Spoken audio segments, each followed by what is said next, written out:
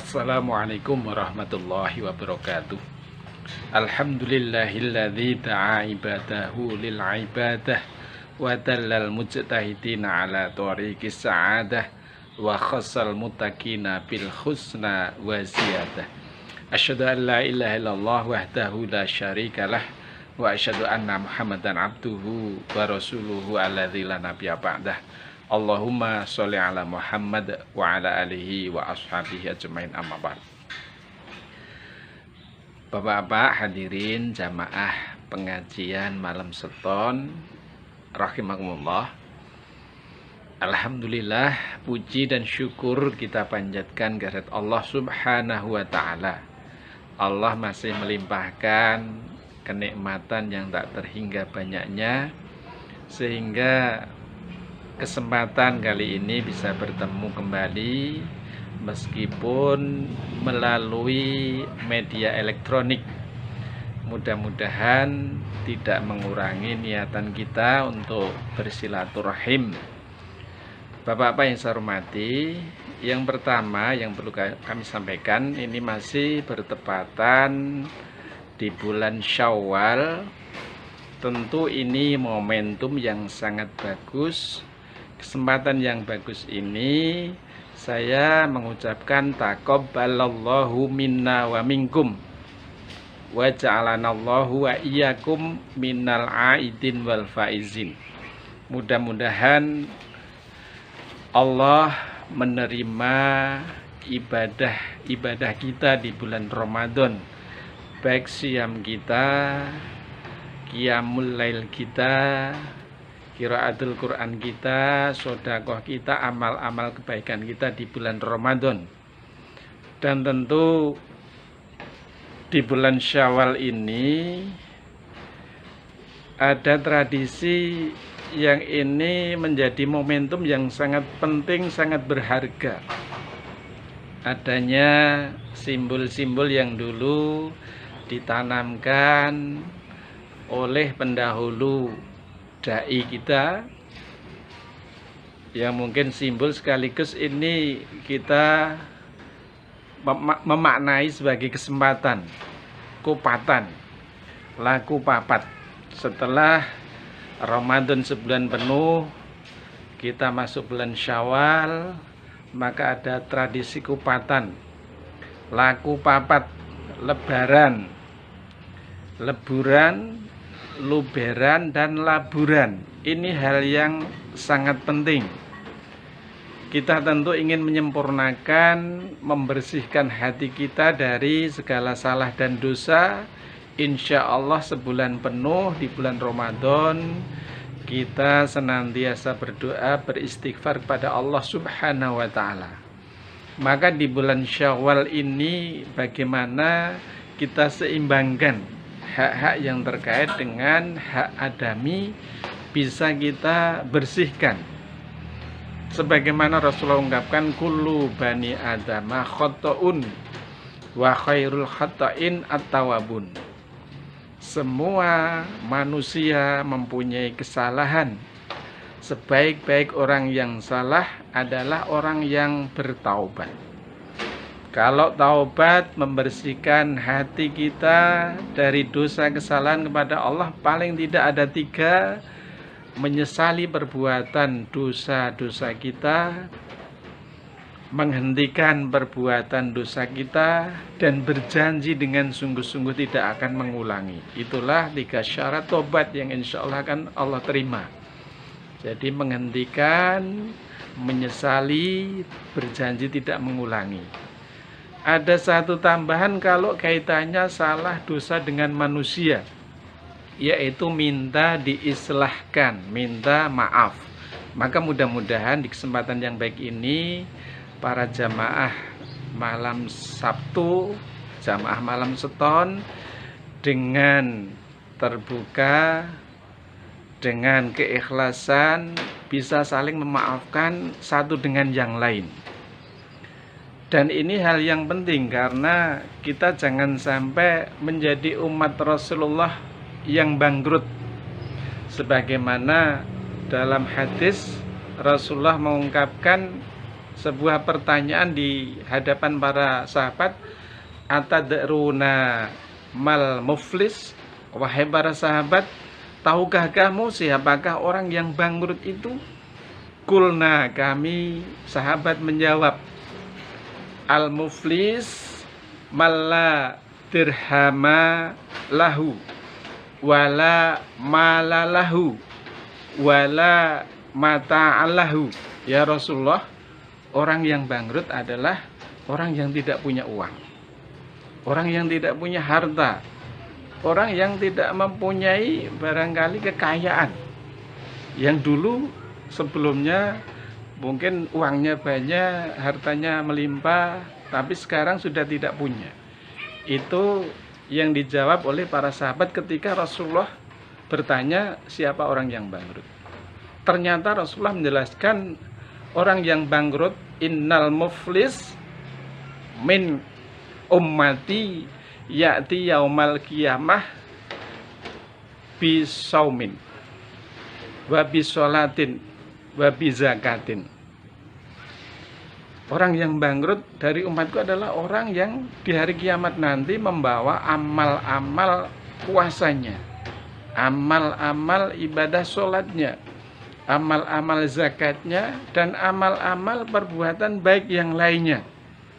Tetapi di sisi lain ternyata apa? Ya'ti qadama syatama hadza wa qadafa hadza wa akala mala hadza wa safaka dama hadza wa doroba hadza. Di lain sisi, selain membawa amal-amal kebaikan, dia itu juga membawa amal-amal yang amal-amal yang jelek, yang wujudnya yaitu pernah memukul orang, pernah menjelekan orang, menganiaya orang, memakan haknya orang. Jadi mungkin juga terkait menganiaya saudaranya, baik itu terkait hartanya, kehormatan maupun yang lainnya. Maka ketika hamba tadi itu mau dimasukkan ke surga Allah, sekian banyak hamba-hamba yang lain, orang yang dulu hidup di lingkungan sekitarnya, kenalannya, temannya, teman ngajinya barangkali, itu protes. Ya Allah, dulu si fulan ini pernah melakukan kezaliman kepadaku, terkait mungkin saya pernah dicemarkan nama baiknya, atau mungkin disinggung dan lain sebagainya. Maka ternyata Allah membalas si fulan ini dengan mengambil kebaikannya diberikan kepada orang yang protes tadi. Setelah selesai ternyata ada yang datang juga sama mengajukan keberatan, yang akhirnya kebaikan si fulan diambil. Sampai sekian banyak orang datang, kalau dalam hadis itu kebaikan si fulan itu sampai habis. Ternyata masih ada yang datang. Maka karena kebaikan si fulan habis, maka orang yang datang yang mengajukan keberatan tadi, dosanya itu diambil seukur dengan kezaliman si fulan tadi, diberikan kepada si fulan. Maka dalam hadis tadi itu ternyata apa? Tsumma torihal finnar. Si fulan tadi tidak jadi masuk surga, tapi didorong masuk ke neraka. Nah, ini yang harus menjadi perhatian kita di bulan Syawal ini. Tidak usah diperdebatkan halal bihalal itu ada tuntunan apa tidak. Kalau dalam sifat mutakin itu memaafkan, tidak meminta maaf, ini tidak usah diperdebatkan. Pada suatu hari Rasulullah kan juga pernah di hadapan para sahabat, wahai para sahabat, siapa yang pernah aku pukul, siapa yang pernah aku zalimi, silahkan membalas, atau saya minta maaf. Ini kan juga menjadi salah satu dasar, maka tidak usah kita perdebatkan. Yang berikutnya, Syawal ini juga menjadi kesempatan bagi kita. Rasulullah juga pernah bersabda, mangkana indahu madlu matin li akhihi min irdihi aw min syai'in falyatahalalhu minhul yaum qabla alla yakuna dinarun wala dirhamun. Barang siapa yang pernah mendolimi saudaranya, apapun wujudnya, terkait harga dirinya, maupun hartanya, maupun kehormatannya, maka hendaklah segera meminta dihalalkan di hari ini juga. Artinya masih ada kesempatan sekarang, masih hidup. Jangan sampai nanti menunda-nunda hari yang pada hari itu datang yang tidak laku lagi, banyaknya harta, banyaknya uang. Nah, ini kita harus betul-betul bersyukur di bulan Syawal ini kita bisa bertemu, saling bisa mengislahkan. Maka kami mohon juga semuanya, termasuk saya, barangkali sekian kali berbicara di hadapan bapak-bapak jemaah semuanya. Tentu orang yang banyak bicara, banyak salah, banyak dosanya. Di kesempatan yang baik ini kita saling meminta maaf dan memberi maaf. Itu yang pertama. Yang kedua, jamaah malam seton yang dimuliakan Allah, pasca Ramadan ini perjuangan kita adalah menampakkan athar, bekas didikan, pelatihan, gemblengan di bulan Ramadan. Kita kan habis mengikuti diklat sebulan penuh, dididik untuk tertib, disiplin, dididik untuk ya tekun beribadah, rajin beribadah dan lain sebagainya. Maka di bulan Syawal dan bulan berikutnya itu perjuangan kita bagaimana menampakkan hasil didikan itu kita terapkan di keseharian kita. Ada ungkapan kun abdan robbaniyan atau kun abdan robbaniyah walam takun abdan ramadhaniyah. Jadilah kamu hamba robbani, hamba yang bertuhan, hamba yang apa istilahnya mengabdi kepada Tuhan di setiap saat.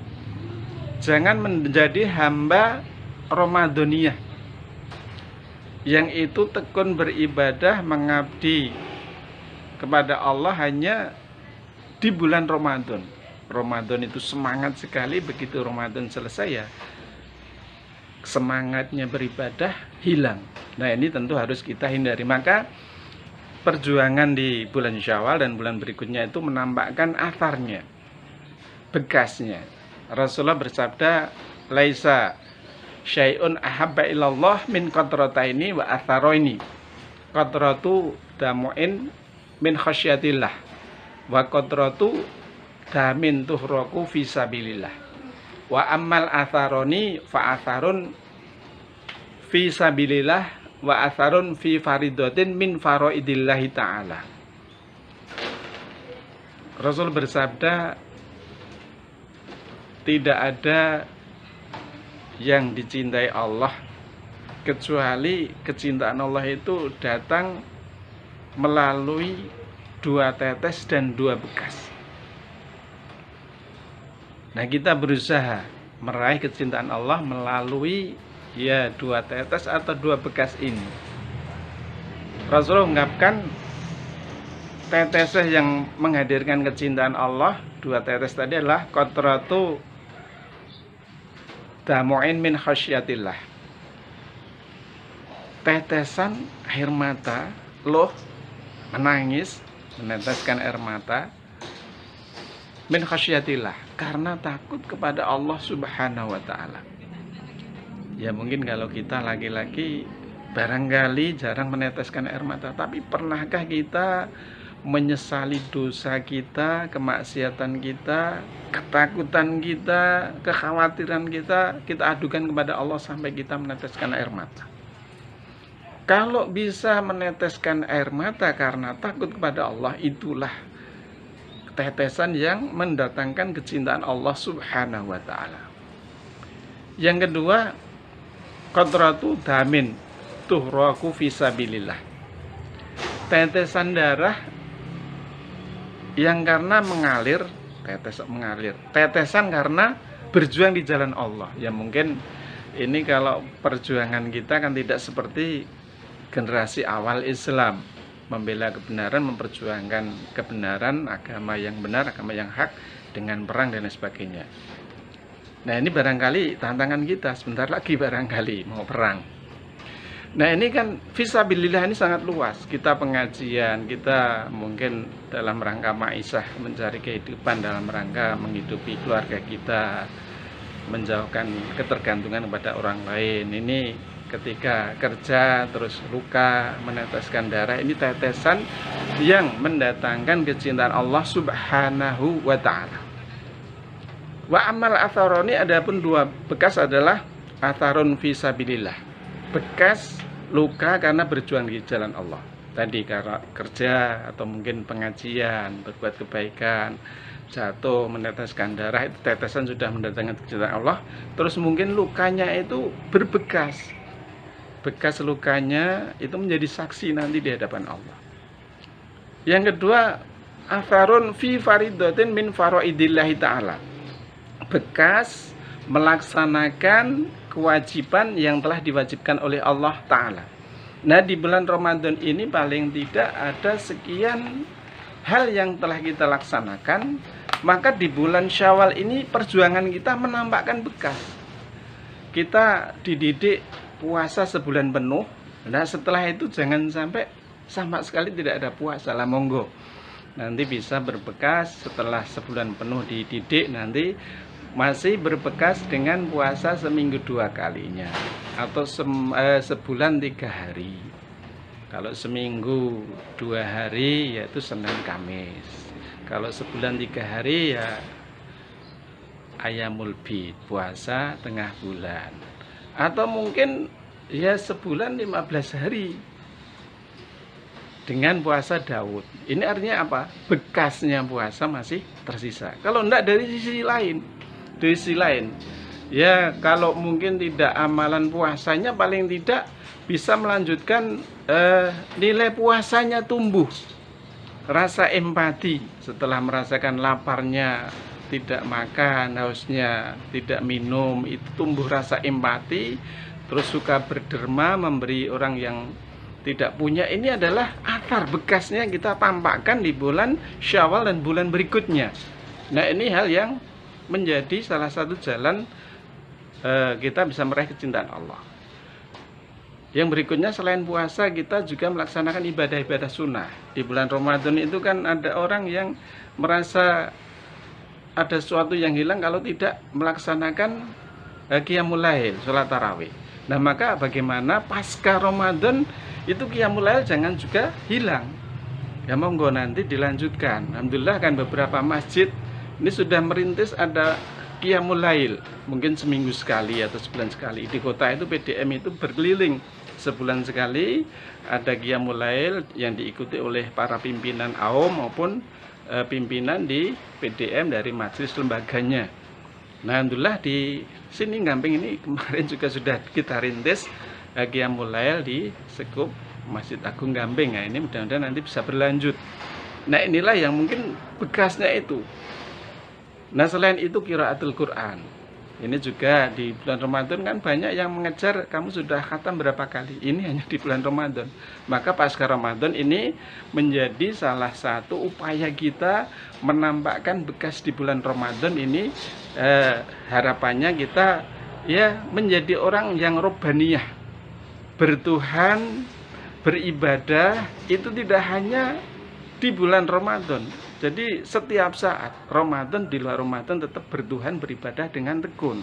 Jangan sampai menjadi hamba yang Ramadaniyah, taat beragama, semangat beribadahnya hanya di bulan Ramadan. Itu yang terkait kedua, yaitu pasca Ramadan perlu banyak perjuangan. Yang ketiga, yang ini menjadi prolog saja.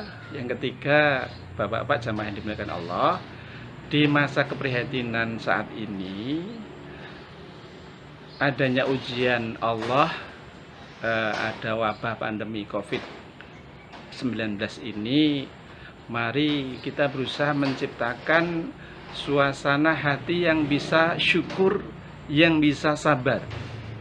Kita berusaha menghindari, kalau bisa meminimalisir suasana yang menambah masalah. mensikapi adanya perbedaan sebagai keniscayaan. Perbedaan sebagai keniscayaan. Kita itu kan diciptakan sebagai manusia, kan tidak ada manusia yang sama persis. Ya kalaulah orang kembar itu saja juga barangkali kembar fisiknya, tapi perilaku, sifat, karakternya juga ternyata beda. Tidak ada yang persis. Nah ini kan keniscayaan perbedaan itu.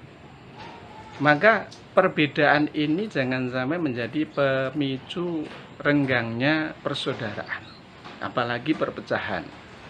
Kita dilahirkan bentuk fisik beda, ini harus kita ambil sebagai ibrah, pelajaran yang sangat berharga. Nah, terkait perbedaan ini ternyata apa? Dari zaman dulu sudah terjadi. Ketika zaman Rasulullah wafat, setelah Rasulullah wafat, para sahabat, tabi'in, ini kan juga sudah ada perbedaan-perbedaan. Yang ini tentu kita harus mengilmui saat berbeda itu seperti apa yang harus kita ambil itu ya. Nah ini mungkin sekedar menjadi prolog, nanti di kajian berikutnya kita sangat perlu mengkaji adanya usul fikih, kaidah fikih, sehingga mensikapi perbedaan dalam beribadah ini ya tidak menjadi panas itu ya. Nah jamaah yang dimuliakan Allah, paling tidak saya ungkapkan satu kisah ketika zaman Rasulullah di perang Khandaq yang terkenal itu, perang Khandaq itu ya. Setelah perang Khandaq itu perang yang musuhnya itu, Khandaq itu parit, itu musuhnya kan 10 ribuan lebih. Umat muslim itu dikepung selama sebulan penuh. Ternyata akhirnya itu tetap dimenangkan oleh kaum muslimin. Jadi pasukan kafir itu melarikan diri. Maka dalam kisah itu Rasulullah pulang juga karena musuh sudah tunggang langgang lari. Terus akhirnya apa? Rasulullah pulang. Kalau dalam kisah itu ketika Rasulullah itu melaksanakan sholat duhur, itu didatangi oleh malaikat Jibril. Nah malaikat Jibril itu bertanya kepada Rasulullah, ya Rasulullah, apakah kamu membiarkan musuh-musuh itu lari tanpa diberi pelajaran? Karena di perang Ahzab atau perang Khandaq itu kan sebenarnya terjadi pengkhianatan dari kaum Yahudi. Sampai Rasulullah dikepung sebulan penuh itu karena terjadi pengkhianatan dari Bani Khuraidah. Maka Jibril menyarankan agar ya pengkhianat itu nanti ditumpas. Maka setelah itu, setelah duhur, kalau ini sekian banyak riwayat yang saya baca, yang paling sahih itu setelah duhur itu Rasulullah itu langsung memberikan komando kepada pasukan muslimin. Jadi ini yang saya baca yang sahih ini antara ini. Komandonya itu langsung, kita sekarang berangkat ke Bani Khuraidah. Silahkan, dipimpin salah satu yang ditunjuk Rasulullah agar segera berangkat pergi ke Bani Khuraidah dan nanti menangkap. Itu ada sekitar 900 pengkhianat itu ya dari Bani Khuraidah. Lah Rasulullah itu dalam satu komandonya itu terucap salah satunya, la yusallin ahadul asri illa fi Bani Khuraidah. Silakan semuanya berangkat yang mendengar perintahku ini, silakan sekarang berangkat. Jangan sholat asar sebelum sampai di Bani Khuraidah.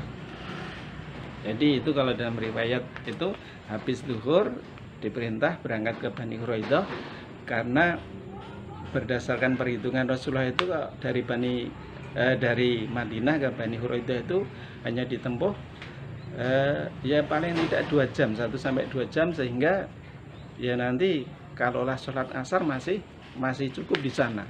Maka jangan sampai sholat asar tapi sebelum datang sampai ke Bani Quraidah. Maka akhirnya rombongan yang sekian ribu, kalau dalam riwayat itu 3.000 sampai 5.000 itu berangkat ke sana.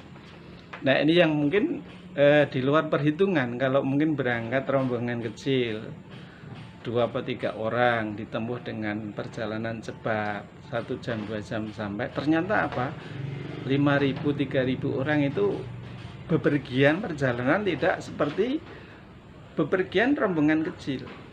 Akhirnya apa? Dalam perjalanan itu baru tengah perjalanan, belum sampai Bani Quraidah itu sudah masuk waktu asar. Sudah masuk waktu asar. Akhirnya apa?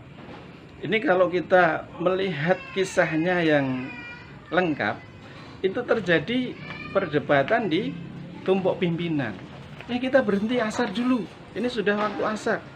Oh enggak, tadi kamu dengar enggak, Rasulullah itu memerintahkan janganlah sholat kecuali asarnya nanti setelah sampai di Bani Quraidah. Nah ini yang mengajak sholat tadi itu juga sebenarnya berpegang pada perintah Rasulullah. Amalan yang utama adalah sholat tepat waktu atau di awal waktu. Maka perdebatan itu sangat sengit, akhirnya terbelah menjadi 2 pasukan itu. Sebagian itu berhenti untuk sholat asar, sebagian tidak, sesuai dengan perintah Rasulullah, kita tidak boleh sholat kecuali kalau sudah sampai di Bani Quraidah. Akhirnya apa? Akhirnya berjalan dua-duanya. Nah sampai di Bani Quraidah ternyata sudah waktu maghrib. Bahkan ada yang menjelaskan hampir isya. Maka terjadi ribut-ribut lagi, oh kamu belum sholat asar toh, dan lain sebagainya. Akhirnya disampaikan kepada Rasulullah, ya Rasulullah, itu keesokan harinya, kemarin itu ada sekian sahabat yang asarnya itu setelah maghrib, ada yang jelang isya itu ya. Loh kok bisa? Nah, sebagian itu ya asar ketika waktu asar. Setelah diterangkan apa? Ternyata dua-duanya itu dalam koridor kebenaran. Jadi kamu melaksanakan asar di perjalanan karena sudah masuk waktunya, itu yang saya maksud. Sedangkan kamu sholat di Bani Quraidah ini adalah kamu sesuai dengan perintahku. Jadi perintah Rasulullah itu sebenarnya kan dengan persepsi perjalanan rombongan kecil itu 1-2 jam itu sampai Quraidah itu ya. Tapi ternyata di luar dugaan perjalanan rombongan besar itu tidak secepat rombongan kecil, sehingga sebagian sahabat itu memaknai itu ya kalau nanti apa menjangkau ke sana, akhirnya mengambil keputusan itu. Nah ini yang menjadi salah satu contoh di zaman Rasulullah itu terjadi perbedaan. Ternyata keduanya itu dalam rangka apa? Dalam rangka mentaati Rasulullah itu semuanya benar itu ya. Meskipun ini dikaji ya, ini hal yang luar biasa semuanya itu ya. Nah yang berikutnya ketika perang Badar itu juga terjadi perbedaan. Termasuk ketika perang Badar kan tidak salah itu kan ada sekian tawanan itu ya. Itu terjadi perdebatan antara Umar, Abu Bakar, Ali, dan Rasulullah sendiri, dan itu musyawarah. Nah ini termasuk musyawarah menjadi salah satu hal yang penting, meskipun salah ternyata bisa menghindari dari mara bahaya. Ketika memberlakukan atau mungkin menyikapi ada sekian tawanan ini kan, ini APE gimana? Tawanan ini dibebaskan atau mungkin diminta tebusan atau seperti apa? Maka kan Umar itu mengusulkan, ya tawanan ini kita bunuh saja. Dan yang membunuh itu yang masih ada family, alur family. Ini untuk menjadi ujian keimanan yang bersangkutan. Ada pendapat yang beda. Utsman itu hendak jangan dibunuh, kita itu butuh butuh dana, maka perlu dimintai tebusan agar mungkin pasukan kafir ini, orang-orang kafir ini menebus, kita beri harga yang mahal sehingga ada pemasukan dana untuk perjuangan kita. Kalau tidak salah Abu Bakar juga mengusulkan ini tetap kita tawan, karena ini prajurit-prajurit yang pinter, kita suruh mengajari baca tulis dan yang lainnya. Maka ringkasnya ternyata apa? Ternyata diputuskan oleh Rasulullah, tawanan itu tidak dibunuh. Tawanan itu tidak dibunuh, itu boleh ditukar dengan tebusan, ada yang tetap ditawan untuk mengajari gitu ya. Mengajari, nanti terus akan dibebaskan. Nah, berjalan sehari berikutnya ternyata ketika hujan itu ada petir yang sangat kuat sekali.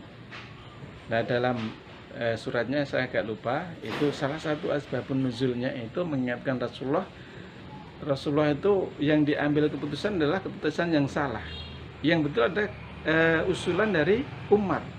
Tidak sepantasnya apa istilahnya membiarkan musuh Islam itu hidup, karena itu membahayakan itu ya. Intinya seperti itu. Nah, kalaulah tidak melalui musyawarah, maka Rasulullah sebenarnya mendapatkan kesulitan. Yaitu karena ada musyawarah, maka petir itu yang semula mau menyambar Rasulullah ternyata dihindarkan karena keputusan itu berdasarkan musyawarah. Nah, ini salah satu hikmah musyawarah, ternyata seperti itu. Nah, inilah yang barangkali menjadi awalan ketika kita ada perbedaan. Ini kalau kita kaji ada al-hukmu yadurru ma'ilatihi. Al-hukmu yadurru ma'ilatihi. Hukum itu bisa berubah sesuai dengan kondisi. Nah, hukum Islam itu kalau saya ringkas itu kan ada hukum yang tetap, ada hukum yang bisa berubah. Hukum yang tetap itu yang kaitan akidah. Kita bertuhan hanya kepada Allah itu tidak bisa berubah dalam kondisi seperti apapun. Tapi hukum yang sifatnya nanti ibadah itu nanti ada yang tetap, ada yang bisa berubah. Sholat wajib 5 waktu ini bisa berubah menjadi 3 waktu, tapi tetap sholat wajib itu tidak bisa berubah, tapi waktunya itu bisa berubah 5 waktu menjadi 3 waktu. Jumlah rakaatnya 4 bisa menjadi 2. Puasa itu di bulan Ramadan wajib, tapi nanti bisa berubah. Nah, ini nanti kita kaji artinya apa. Perubahan hukum ini nanti sesuai dengan ilatnya, kondisinya, termasuk mensikapi fatwa MUI, keputusan PP ini kan nanti kondisional dalam tanda petik, tapi dalam tanda petik. Kalau kita soroti untuk ketaatan kepada itu tata kelola keorganisasian, ini nanti beda dengan mungkin kita kaji dari tinjauan dakwah ini ya. Nah, ini tentu kalau mensikapi perbedaan ini bagaimana kita bijaksana, tidak usah bersih tegang, yang intinya itu.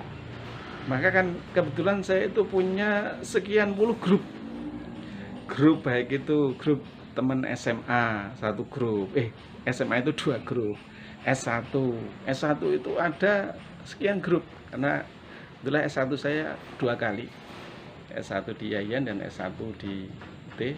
Alhamdulillah bulan ini mestinya saya wisuda S1. Dan juga grup S2 juga ada, grup para sekolah, grup sekolah, grup guru. Ini saya amati di bulan Ramadan dan di pandemi Covid ini ada sekian hal yang menjadi bibit-bibit perpecahan.